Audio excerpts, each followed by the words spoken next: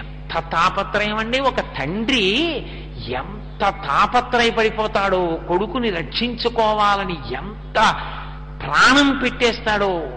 నిజంగా ఏం తెలుస్తుంది పిల్లలకి? నేను ఒక్కొక్కసారి కళాశాలలకి వెళ్ళి విద్యార్థులను ఉద్దేశించి మాట్లాడినప్పుడు అదే చెప్తుంటాను. నేను ఒకసారి మెడికల్ షాప్కి వెళ్ళి ఏదో ప్రిస్క్రిప్షన్ ఇచ్చి మందులు కొనుక్కుంటున్నాను. ఒక ఆయన వచ్చాడు, స్కూటర్ ఆపి వచ్చి ఏదో మందు అడిగాడు. ఆ మెడికల్ షాప్ అన్నాడు, ఏమంటే ఇప్పటికే మీరు 3 రోజుల నుంచి ఆ మందు వేసుకుంటున్నారు, అన్ని మాటలు వేసుకోకూడదండి, అది మీరు ఎవరైనా డాక్టర్ దగ్గరికి వెళ్ళి రాయించుకోకూడదా, ఒకసారి చూపించుకుని అన్నాడు.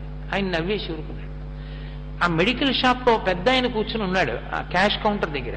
ఆయన లేచి అన్నాడు, ఏమండే అతను చెప్పింది నిజమేనండి, ఏదో కుర్రాడు చెప్పాడు అనుకోకుండా ఆ మందు అలా వేసేసుకోకూడదు, ఒకసారి డాక్టర్కి చూపించుకోకూడదా అన్నాడు. ఆయన అన్నాడు, ఏం డాక్టర్ గారి దగ్గరికి వెడితే ఏ ఎక్స్రే టెస్ట్లు అవి ఇవి రాస్తారండి, 1000 రూపాయలు అవుతుంది, కాలు చెయ్యి కూడ తీసుకుని సిద్ధం చేసి ఆ కొడుకుకి ఇంజనీరింగ్ ఫీజు, ఇప్పుడు అందులో 1000 తీసేస్తే ఎవరి కాళ్ళు పెట్టుకోను, ఫోన్లేండి వాడిని జాయిన్ చేసి వచ్చిన తర్వాత 10 రోజులు మంచం ఎక్కుతాను అవసరం అయితే, అప్పుడు చూద్దాం, ప్రస్తుతానికి ట్యాబ్లెట్లు వేసుకుని నడిచిపోనివ్వండి జాయిన్ చేసే వరకు అన్నాడు. అది తండ్రి అంటే.